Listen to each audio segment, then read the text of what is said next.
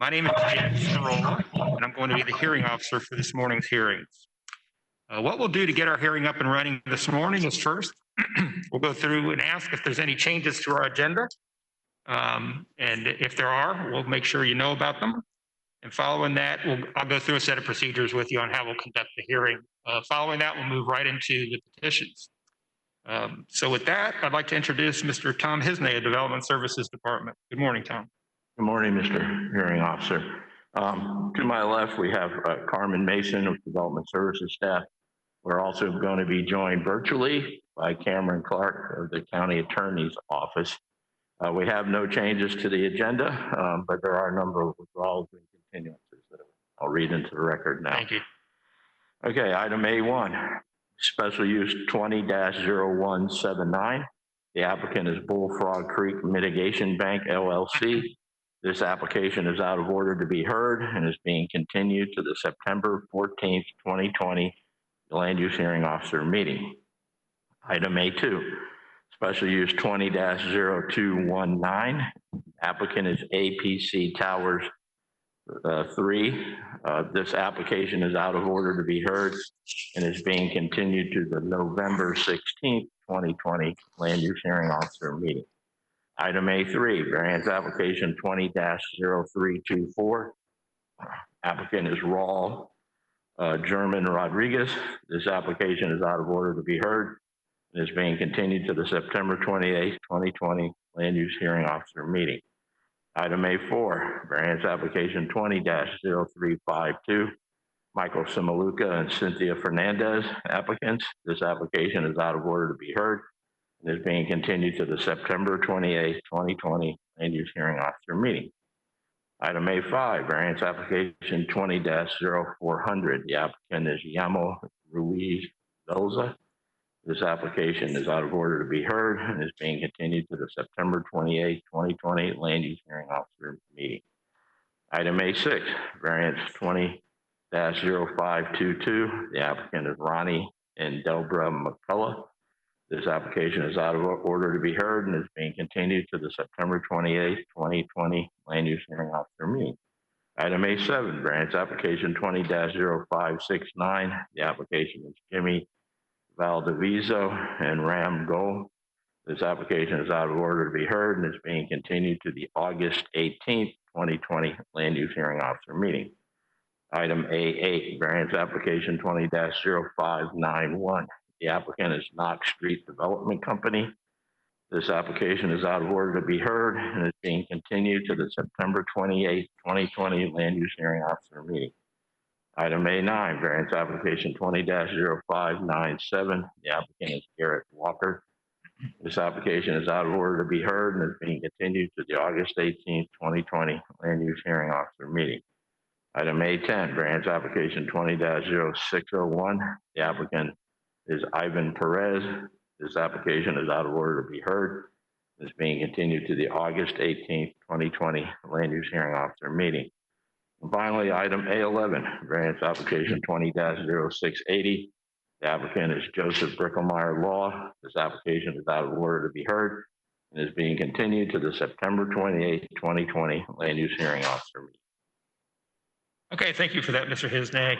So ladies and gentlemen, with respect to the procedures for our hearing today, this hearing is generally going to be informal. Questioning will be confined as closely as possible to the scope of direct testimony. And what that means simply is that you'll be speaking directly to me. As the hearing officer, I will call and question witnesses as necessary and appropriate, and I'll be deciding all questions on procedure. Irrelevant, immaterial, or unduly repetitious evidence will be excluded. Any part of your evidence may be received in written form, and all of your testimony today will be under oath. Hearsay evidence may be used for the purpose of supplementing or explaining other evidence, but it won't be sufficient in itself to support a finding unless it would be admissible over objections in a civil action. So having said that, the basic order of presentation will be as follows. First, Development Services will provide the summary of their staff report, and they'll do that for a period of approximately up to 5 minutes. At that point, I'll ask the applicant and any of their witnesses to come forward and present the proposal, and there'll be a maximum time of up to 15 minutes to do that, 15 minutes. At that point, I'll turn and ask if there's any proponents in the audience. Proponents are not the applicant again. Instead, there are other parties who may be supporting the petition. And there'll be a segment of up to 15 minutes set aside for that. At that point, I'll ask for any opponents. Anybody in opposition to the petition will have a total time segment set aside for them of up to 15 minutes. At that point, I'll turn back to staff and see if there's any changes to recommendations or comments based on the testimony, again, for a period of 5 minutes. And lastly, the applicant will have an opportunity for rebuttal for a period of up to 5 minutes. A couple of tips when you come forward. You'll notice a microphone up here at this podium. Take the microphone, bring it down closely to your mouth. Please speak clearly into it. It's difficult with masks on, I know, but bring it down close to your mouth. And when you go to speak, name and address first. Name and address first. If for whatever reasons you need to come back to the microphone afterwards, and we agree to do that, no need to repeat the address, but always say your name when you go to speak. That's because we're establishing a record here. Always speak clearly into the microphone. And when you're all done, do we have a sign-in sheet? There's a sign-in sheet. And please, when you leave the podium, sign in, and that will document that your testimony was done. All right. So with that being said, our assistant county attorney is appearing virtually today and will now provide you information about your rights to appeal decisions that are made following today's hearing. So with that. Good morning, Mr. Scrolla. My name is Cameron Clark. I'm an assistant county attorney. This land use hearing officer public hearing is for variance and special use requests. This is the time for interested parties to present evidence and testimony. Once the hearing officer has closed a case, the record of that case is also closed and no new evidence regarding that case may be submitted thereafter. Any decision by the hearing officer may be appealed to the Land Use Appeals Board. Should a decision of the hearing officer be appealed, the evidence and testimony presented at this public hearing shall be the only evidence that is subject to review by the Appeals Board. In reaching a final decision on petitions, the Appeals Board will only consider the decision of the hearing officer and the record made at this public hearing. If an appeal is filed, the Appeals Board hearing shall consist of oral argument by the party appealing the decision, by county staff, and by any interveners, each of whom may be represented by legal counsel. The following shall have standing to appeal a decision of the hearing officer or to intervene in an appeal. First is the applicant. Second is anyone who appeared before the hearing officer, presented testimony or other evidence, and is adversely affected by the decision of the hearing officer. It is the role of the county attorney's office to ensure that no new evidence or testimony is allowed before the Appeals Board that was not presented to the hearing officer at today's hearing. The county attorney will recommend that the Appeals Board disregard evidence or testimony that is outside the record made at today's public hearing. Any evidence presented to the Appeals Board that is outside the record created at today's hearing could jeopardize the legality of the Appeals Board decision, and the presenter of that evidence could hurt their own cause. Thank you. So, ladies and gentlemen, if you plan on speaking today or presenting any evidence, I'd like you to rise now with me and raise your right hand. You solemnly swear to tell the truth, the whole truth, and nothing but the truth, so help you God. I do. Thank you. All right, Mr. Hisney, with that, I think we're ready for our first. Yes, we have no vested rights, no fee waiver request, no reconsideration request on today's agenda. That takes us to section E. The first case is item E1, variance application 20-0380. The applicant is Brian Rutherford. The request is variance to river protection requirement. The agenda also notes a variance to minimum lot size by utilities. Staff findings will be presented by Carla Shelton. Okay, thank you. Ms. Shelton. Good morning. This is Carla Shelton with Development Services. The The applicant requested variance from the river protection requirements, section 4.01.16.f.2 of the Land Development Code. The applicant's specific request, as shown on the site plan submitted on December 30th, 2019, is to allow for placement of a new, larger septic system within the 200-foot river protection area. Under LDC section 4.01.16.f.2, septic tanks and drain field installations shall be prohibited within 200 feet of the shoreline of the rivers and their primary tributaries. The applicant requests construction of a new septic system located approximately 130 feet from the mean high tide of the Little Manatee River. Findings are that the existing septic system has been in the current location since 1984. Since the new septic system will be increasing in size by more than 20%, the health department requires a variance in order to approve the new septic system to be placed in the same location. The applicant states it cannot be relocated due to the size of the property and other existing uses. That's all from me. That I do have a question for you, and this will also apply to the applicant. Hopefully, is listening right now. Yes. Under the findings, the statement that says since the new septic tank will be increasing in size by more than 20%, the health department requires a variance in order to approve the new septic system. So, the health department has its own variance process for its own regulations. Hillsborough County has certain specific regulations in the development code. That sentence is unclear with respect to whether the health department is requiring a variance to its own regulations or to Hillsborough County's. Now, obviously, I can discern that the only authority I have is with respect to the Land Development Code. But could you clarify that that was the intent of that sentence, Carla? I believe, this is Carla Shelton. I believe that the intent of the health department's request was for a variance from the Land Development Code because the new septic system is going to be quite a bit larger than the old one, which that 20% threshold, it's not new in their eyes, but that's what requires a new permit from the health department, and therefore it's now encroaching into the 200-foot protection area from the river, even though it's in the same location, because it's now more than 20% larger. They do require variance. And may I respond also? Pardon me for the audio is not perfect here.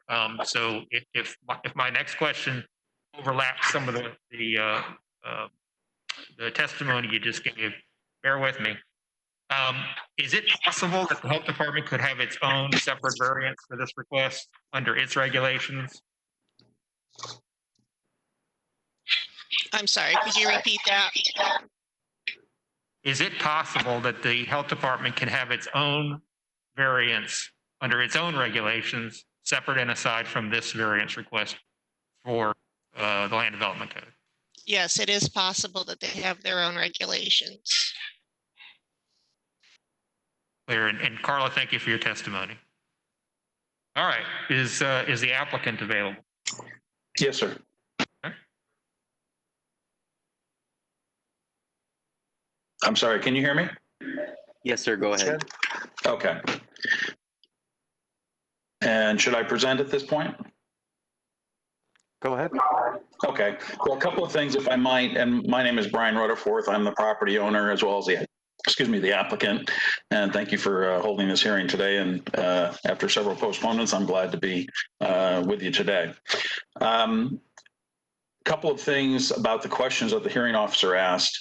my understanding from Mike Dreyer over at the Health Department is that they would approve the placement and sizing of the septic system that I'm proposing were it not for this act that I'm requesting variance from today.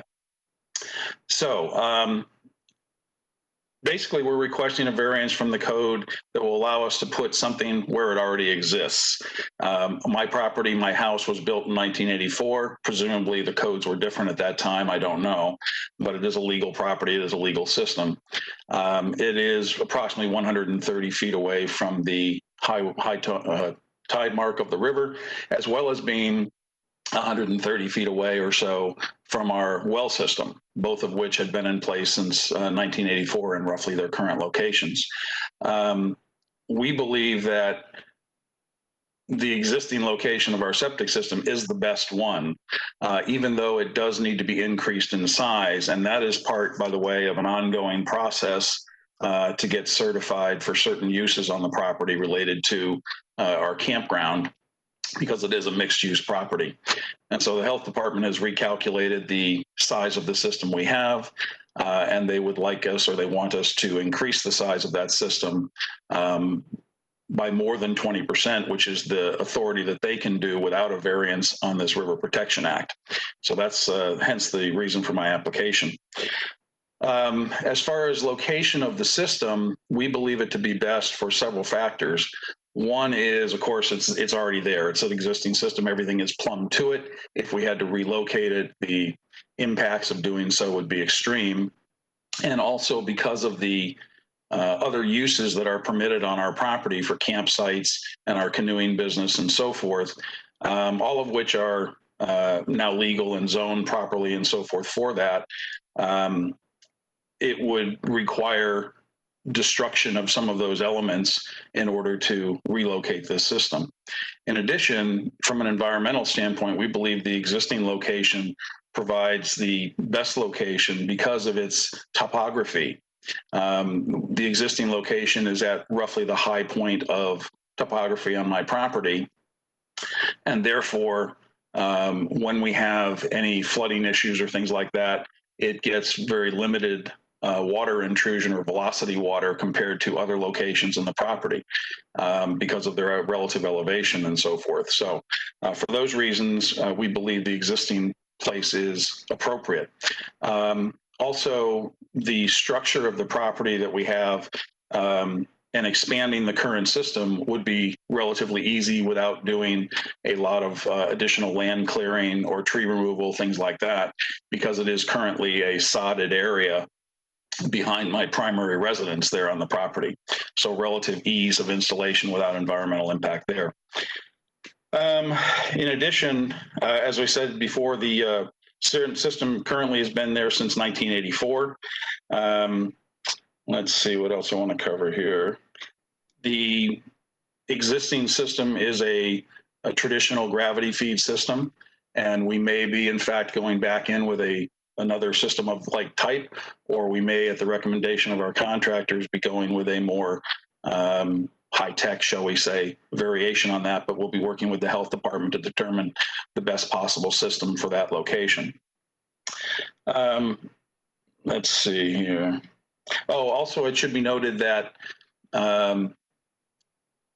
we have attempted to explore other options for replacing this septic system that would allow us to do what we need to do to continue in our current use. And as an example, we're outside of the urban service area. So I've applied to the county or asked the county staff about the possibility of hooking up to the county sewer and so forth, and have been told at various times that it was either impossible to do because we're outside the USA or cost prohibitive. And the cost part I was willing to absorb, but they're just not willing to do it for my area. And I understand that. So septic is our only means of continuing on in our current uses, which we've been doing for 40 years now. So let's see. Oh, in addition, on the initial variance application, the focus at the time, because of the limited information I had at the time, was on the distance from the river itself. And that's fine. And that's certainly an important part of our discussion, but also from our well system. which is approximately, again, 130 feet away from our current septic tank and field. And at the time that well was located and so forth, the health department approved that location, and it's been in use for many years. So all of those things together, I would like to ask that you do approve this variance, and I'd be happy to answer any questions you might have. Helpful testimony. I appreciate it, and I don't have any questions resulting from that. Is there anybody here that needs to speak in support of this request? Okay. Seeing none, is there any opposition to the request? Nope. All right. With that, we're going to close variance 2380. Our next case is item E2, variance application 20-0474. The applicant is Bay Bayou, Florida RV Resort LLC. The request is a variance to encroach into the 50-foot wetland preservation area setback. I'd also like to note that this application also originally included a variance to eliminate required internal sidewalks. However, the applicant has removed that variance from this application, and I would ask the applicant to confirm that when he does his presentation. Staff findings will be presented by Carla Shelton. Okay, thank you. Good morning, Carla Shelton with Development Services. The applicant is requesting a variance from the 50-foot wetland preservation area setback requirement, section 4.01.07B of the Land Development Code. The applicant's specific request, as shown on the site plan submitted on January 21st, 2020, is to allow for a 25-foot wetland preservation area setback. Per the LDC, no filling, excavating, or placement of permanent structures or other impervious surfaces shall be allowed within the required 50-foot wetland preservation area setback. The applicant requests a 25-foot reduction of the setback to allow for a setback of 25 feet. Findings: this is an addition to an existing RV park. The previous parcel of this RV park that was permitted for construction adjacent to Double Branch Creek was granted a variance for the 25-foot preservation area setback per variance 07-1842. The applicant has provided a wetland setback compensation planting plan. That's all I have. Appreciate that. And the applicant, please.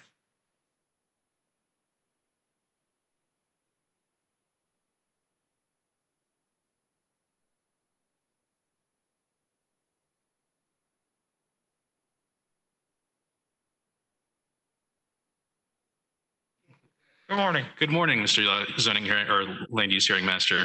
My name is Matt Newton, 101 East Kennedy Boulevard, Suite 2800, law firm of Shoemaker, Loop, and Kendrick. I'm here on behalf of the applicant, and to confirm what Mr. Hisney said earlier, the sidewalk component of this variance has been withdrawn. We are only seeking a variance to the 50-foot wetland buffer setback. I'd just like to spend most of the time giving a background and some context for this variance. Then I'll be happy to answer any questions you have specifically related to it. Maybe I can lead you into that. One of the questions I'm going to have, maybe in this part of the presentation you can add, is how come this wasn't in the original variance application? That's the exact first question I had when this came to me. Okay. And the simple answer is this parcel wasn't owned by the applicant at the time. The variance was in 2007. The applicant bought that parcel in 2018. So seeking to essentially take the existing condition and move it upwards towards the contiguous parcel, following virtually, I think literally the same plan as before. So we'll go ahead and kind of rush through here. This is just for context purposes. This is the existing RV park. I don't know if you can see this yet. Is there a way to zoom that thing a little bit more? I can see it, but it'd be nicer to have it zoomed in. Is there a... Okay. Oh, there we go. Oh, that's right. It's confusing because you have to do it. Nice. Okay. All right. And also... Yep. This is north here. Oh, geez. Okay. Well...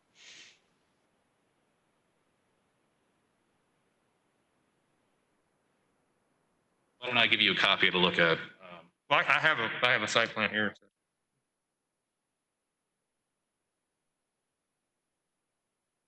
Wait 1 second. How are we going to do this presentation of evidence?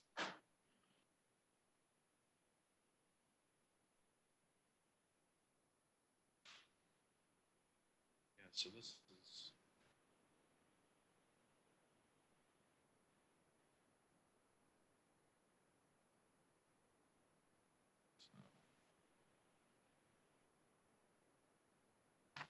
Right, I'm with you. All right, I think we figured it out. So this is the existing RV park, and this is the parcel in question. It's currently zoned AS1. There's a companion PD, which will be appearing before the ZHM in September. This variance is necessary as part of the overall development plan. Just for demonstrative purposes, the certified wetland survey is in the record, but this is from the planning information map online just to demonstrate how much is consumed by wetlands on the parcel. For your benefit, this is an aerial. As you can see, this does a good job of demonstrating the proximity of the existing RV park, and you can reasonably foresee how this would appear as it's developed. And as discussed before, this is just an example of the previously approved site plan or variance, and the one pending. And I think this will do a better job of sending the same information. We're able to zoom this out. But as you can see, the red is what has been approved in 2007 and extending naturally into what we're requesting today. And then this is kind of a cutout, which is on the site plan and in the record of the cross section, and the plan developed by our expert Nancy Scott, and with that plan is in the record as well. It's a supplemental planting plan. Yes, and basically, and this is what was approved in 2007, is removal of all the existing invasive species such as the Brazilian pepper and some other invasive species that exist, and replace it with native plantings. Was that already done? I'm sorry? Was the removal of the invasive stuff already done, or is that to come? That's to come. Okay. And that was essentially what was proposed in 2007 as well. So this is relatively straightforward. I'm happy to answer any questions you may have. So the removal of the invasive species includes in the wetland itself? I believe according to our plan, which I have here.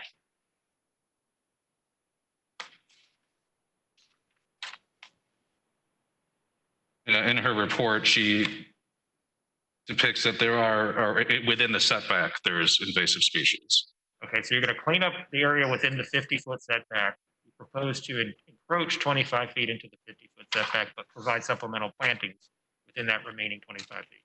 Correct. Is that the short story? Yes, sir. Okay. Anything else? Nope. Happy to answer any questions. Thank you for your testimony. All right. Is there anybody here today in support of this request? Seeing none, is there any opposition to the request?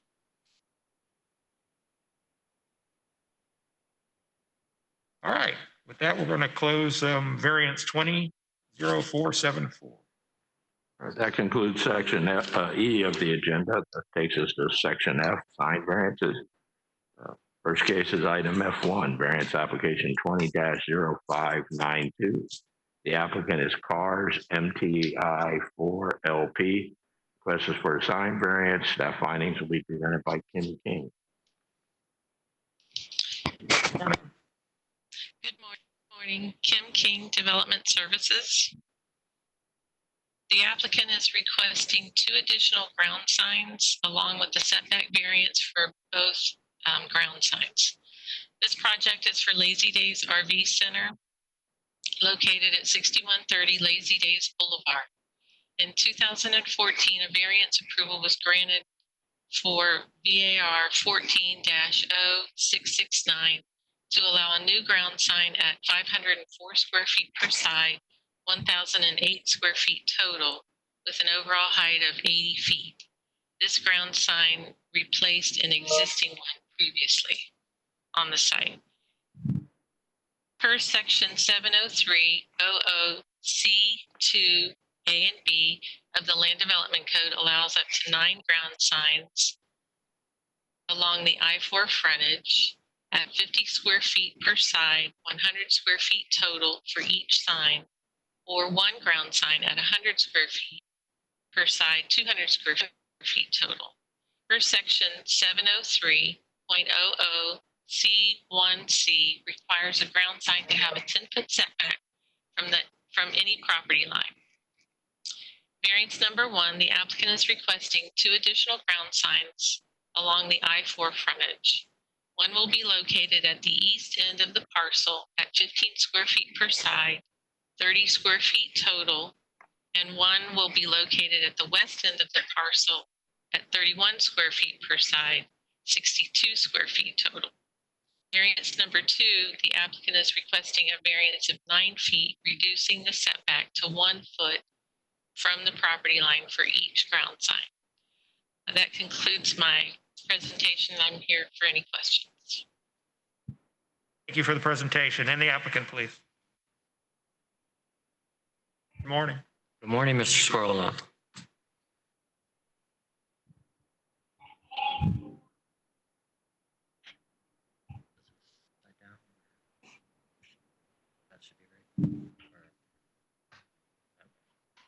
Okay.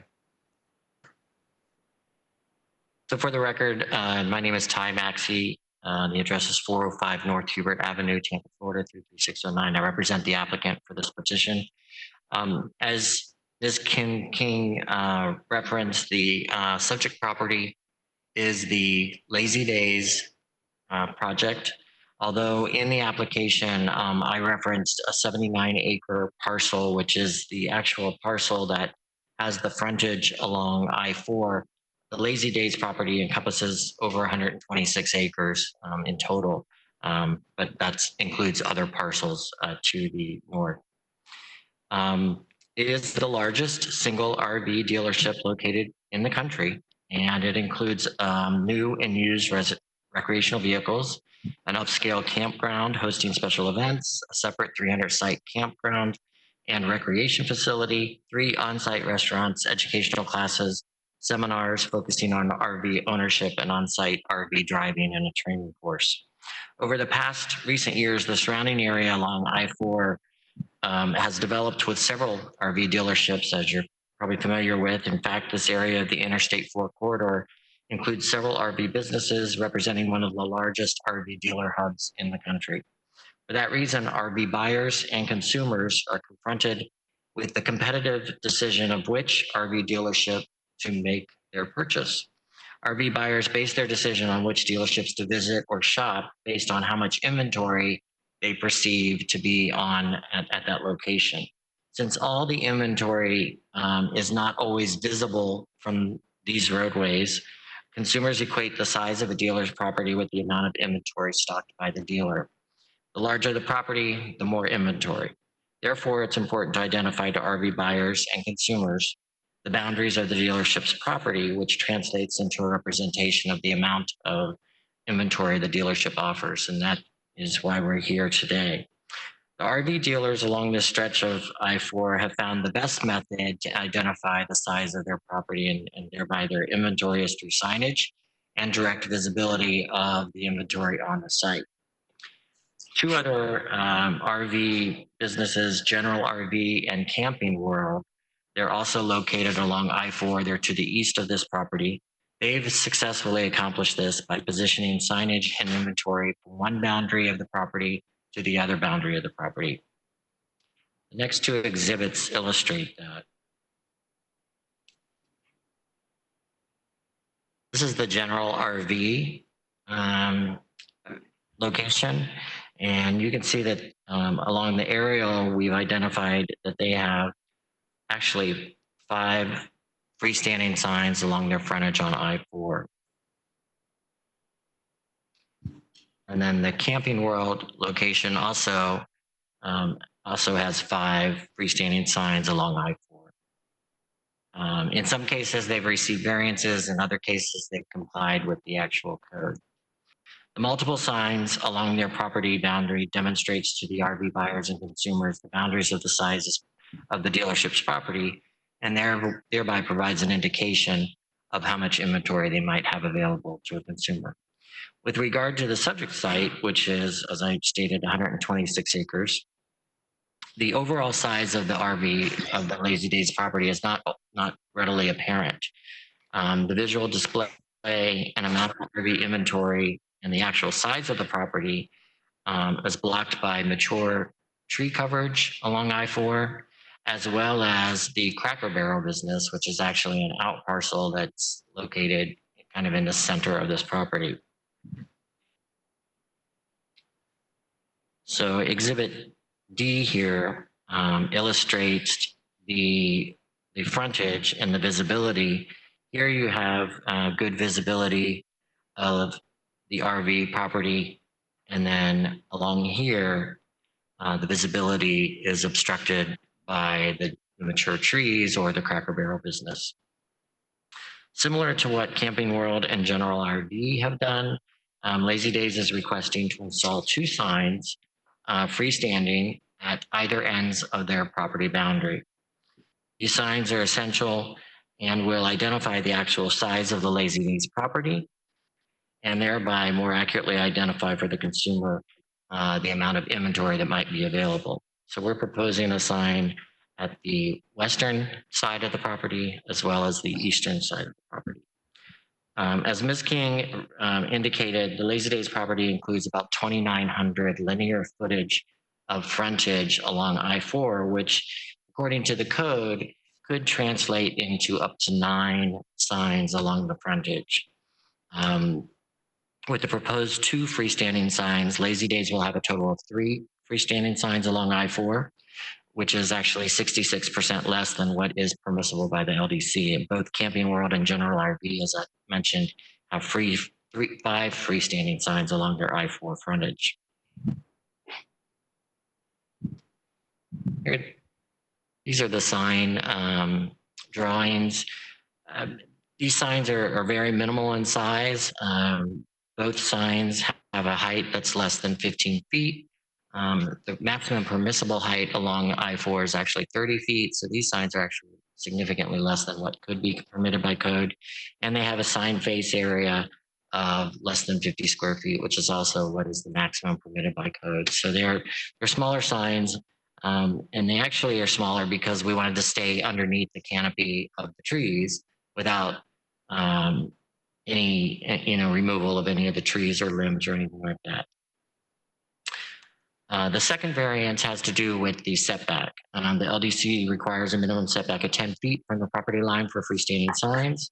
And due to the location of the existing mature trees that I've mentioned, as some of them which are grandfather oaks, as well as the existing Lazy Days Boulevard, we're asking variance to allow both signs to be placed 1 foot from the property line. These last 2 exhibits specifically illustrate that.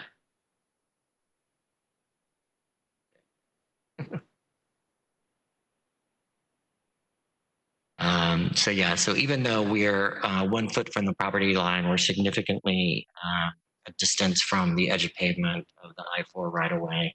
And there's also fencing along that side. Our application and the record includes the detailed responses to the variance criteria. We received no objection from any of the 44 abutting property owners or the 2 community organizations that were noticed. We feel the sign variances are consistent and compatible with other sign variances and sign permits that have been permitted in this area.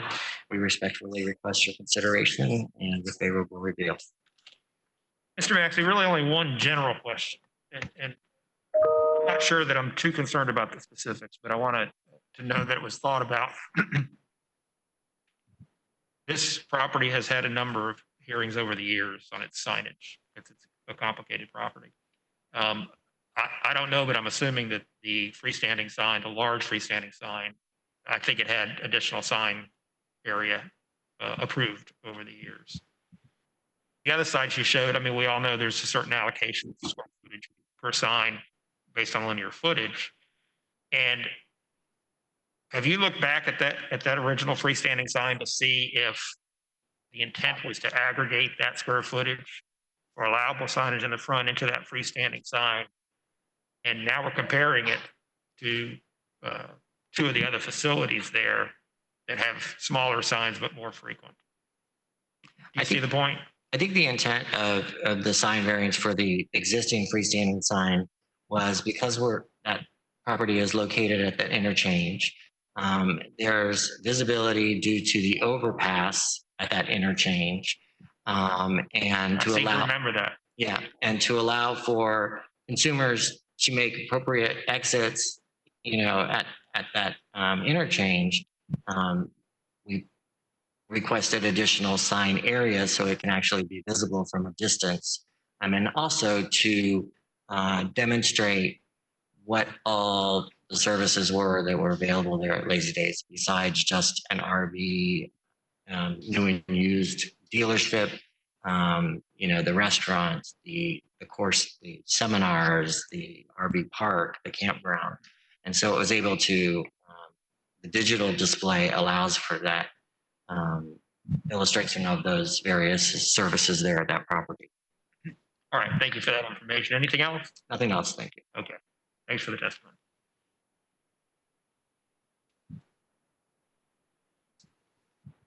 Good morning. Good morning. My name is Rich Olszewski. I'm the facilities manager for Lazy Days RV. And if I may, I'd like to put this exhibit back. To add to Ty's comments, we face several challenges when it comes to seeing the true size of our property. As he mentioned, we have the Cracker Barrel restaurant that blocks a good portion of our property.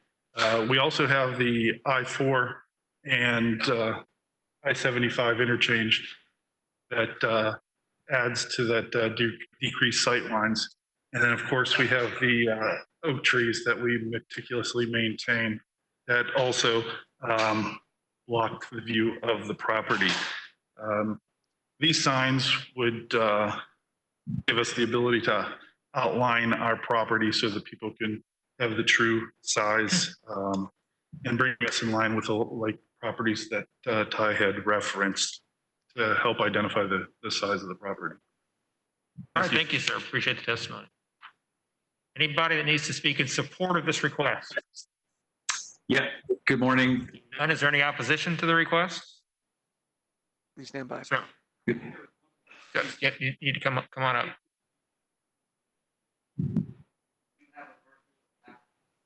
Good morning. Can you hear me? Yes, please stand by 1 second. Okay. Go ahead with the comment. Oh, good morning. For the record, I'm Srinivas Kuchipudi. I'm Vice President at Lazy Days. Again, thanks to the county and the hearing officers for conducting this hearing in unprecedented times. As Ty and Rich have mentioned, Lazy Days' request is really to put our property at a level playing field, other similar like properties. I think a few things that our customers tell us when they come visit our property is, Ty mentioned a few of these, but I just want to reiterate, they mentioned that they really don't know how big we are. They comment that they don't know we have this much inventory. And then they also comment that the visibility is really blocked by the trees that we maintain. So, our request is really to put the Lazy Days property on a level playing field with other similar properties. We're a family-oriented dealership. Love being in the area. Employ nearly 400 people at the dealership. So, I really appreciate you guys taking this request into consideration and look forward to hearing a positive response. Thank you. For your testimony, sir. And to make sure, is there anybody that needs to speak in opposition to this request today? Okay, seeing none. Anything else from the applicant? All right, with that, we're going to close the variance 2592, and thank you. That concludes section F of the agenda. We'll now go to section G, general variances. First case is item G1, variance application 20-0512. The applicant is April Marie Lasco and Stephen Perez. They're requesting a variance to the recreational vehicle parking requirements. The staff report was prepared by Annie Barnes. However, I will present the findings at today's hearing. The applicant is requesting a variance to parking requirements for an existing RV parked in the front yard, functioning as a side yard on a corner lot. The Land Development Code states that an RV more than 20 feet in length may be parked in the front yard of a residential lot, provided there is no reasonable access to the side or rear yard. A lot shall be deemed to have reasonable access to the rear yard if terrain permits and access can be had without substantial damage to existing large trees or landscaping or to existing structures. Additionally, a minimum setback of 20 feet from a front property line is required. So according to the applicant, the subject RV cannot be parked in the rear yard due to an existing pool with screen enclosures. The applicant requests an 8-foot reduction to the required setback to allow a 12-foot setback from the west property line. Also like to point out that according to the applicant, the subject recreational vehicle is 40 feet in length and 13.42 feet in height. The vehicle does not have a Florida disabled person's license plate, commonly known as a wheelchair plate. Therefore, the vehicle is subject to the same parking requirements that apply to RVs. Thank you, Mr. And the applicant, please. Good morning. This is April Lasco, property owner 1213 Callista Avenue, Valrico, Florida. The findings are correct. The only clarification I'd like to add is that it is a towable RV. It's not a drivable, and therefore there isn't a disabled plate. We use the hang tag in it, whatever vehicle my husband, Mr. Perez, is in at the time, which is our primary vehicle that we use to tow our RV. So we don't have the disabled plate on the RV itself. Instead, we use it on the tow vehicle, which is our primary daily driver truck that we use. Otherwise, everything else is correct.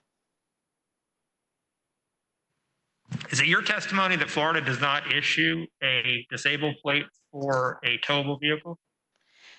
So if you have options when you apply, you can apply for a permanent plate if you'll be always using that vehicle, or you can have the hang tag. And at the time that we applied, we had 2 vehicles, and I was driving back and forth to work, and we had a second vehicle. So we opted for the hang tag. Now we have since consolidated to 1 vehicle and still only have that 1 hang tag handicap permit. So those were the options at the time. Okay. And can you describe to me how this hardship is unique and singular as regards the property, that you own? I wouldn't say that it's unique and singular to the property. It's just part of owning a corner property that we have to treat our side yard as a front yard. And unfortunately, we don't have enough room in our backyard. The fence was already wide enough to park in that spot. And I wouldn't, to answer your question, I don't think it's unique or singular, but we do use it for travel for my husband to his appointments. We go to the Mayo Clinic quite often. We go to Gainesville, to Shands Hospital quite often. And it just makes it a lot easier to travel for his appointments with the recreational vehicle instead of hotel rooms, etc. So anything else you need to put on the record? Nope, everything's included in the application and the findings are correct. Is there anybody here that needs to speak today in support of this request? Seeing none, is there any opposition to the request? Okay, with that, we're going to close variance 20-0512. Tom? Our next case is item G2, variance application 20-0552. The applicant is Stuart Sutton. The request is a variance to fence regulations. Our findings will be presented by Steve. Please.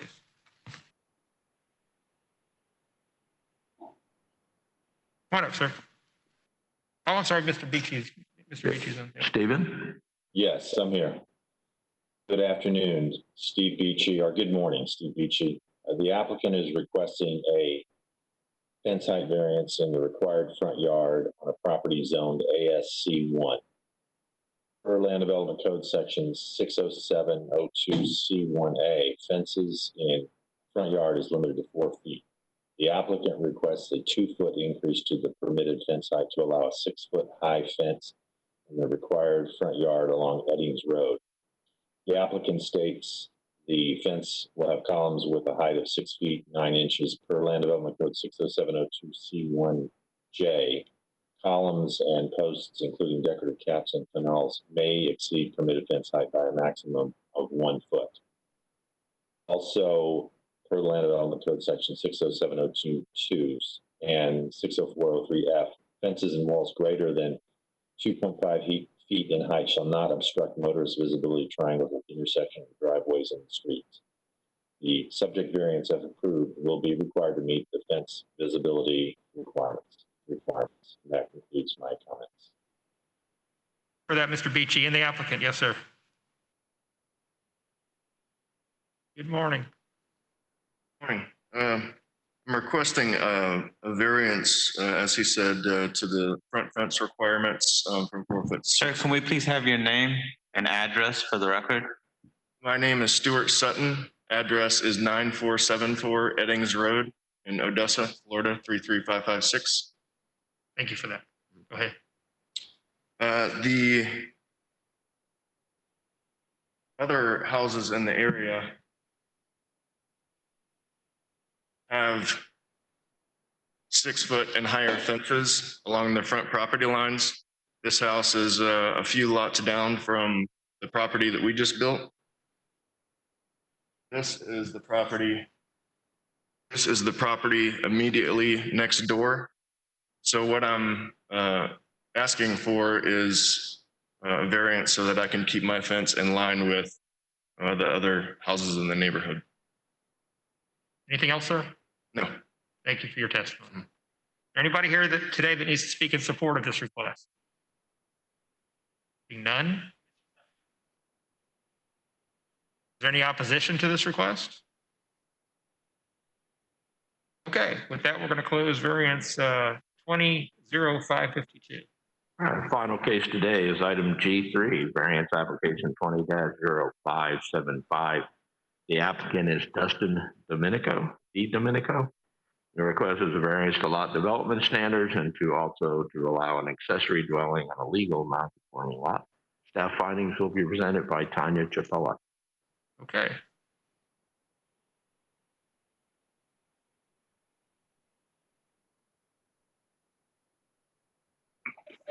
Go ahead, Mr. Good morning, Tanya Chapella. Yes, ma'am, go ahead. The applicant is requesting variances to accommodate a proposed. Can you hear me? We can hear you. The applicant is requesting variances to accommodate a proposed accessory dwelling on a legal non-conforming lot, zone ASC 1.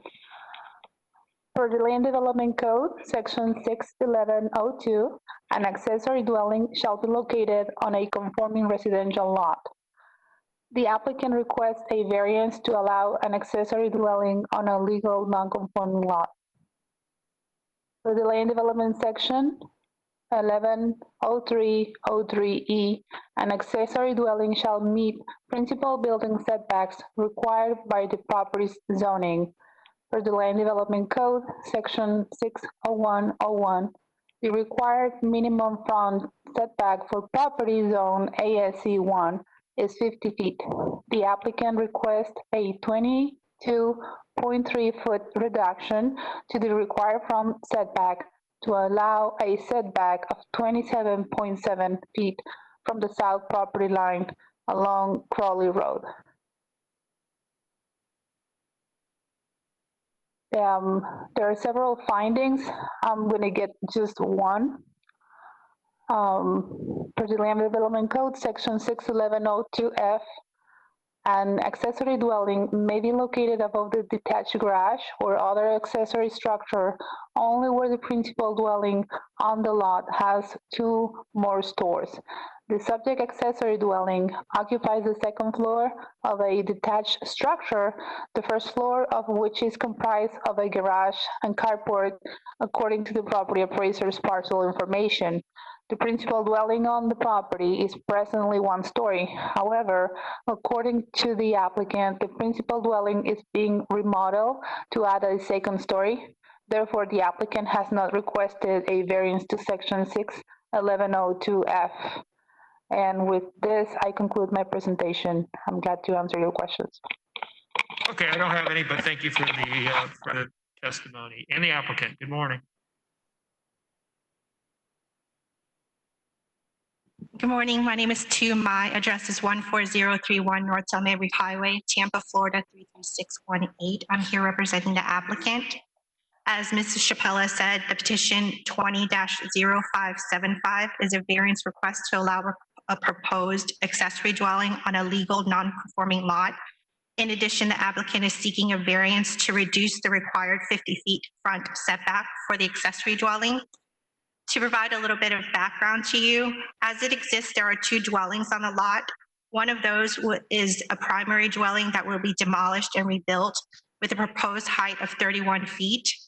The other existing 2nd-story dwelling will remain as an accessory dwelling with an existing 21 feet in height. The applicant was unaware when he purchased the property in July 18, 2019, that it was a non-conforming lot with 2 existing structures. Therefore, on January 14, 2020, the applicant seeks a determination for a legal non-conforming lot, and that was granted under NCL 20-0491. Since this is the case, the applicant is seeking to keep the accessory 2-story dwelling to use as a mother-in-law suite. The primary reason for him keeping this 2nd-story dwelling is that he has a young son that has medical issues, and he wants to use the 2nd-story dwelling as a mother-in-law suite for his in-laws to help take care of his son while he is at work. Since this is the case, it provides a unique and hardship to the family because it is a legal non-conforming lot, and because it's zoned ASC 1, it has to apply or adhere to the 50-foot setback. Therefore, we're seeking a variance for the accessory dwelling to be on the non-conforming lot and for the front setback to be reduced to 27 feet from the south property line of Crawley Road, which would result in a 22.3-foot reduction. And that concludes my presentation. I also have 2 letters of support for this petition. Okay, you're going to submit those in the record. Thank you, Ms. Mott. All right, is there anybody here today in support of this request?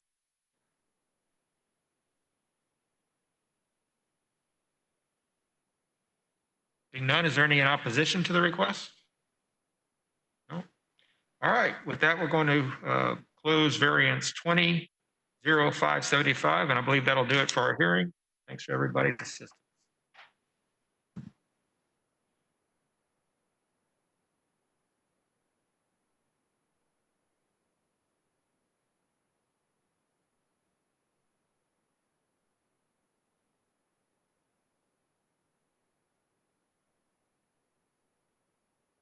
Thank you. That concludes our meeting.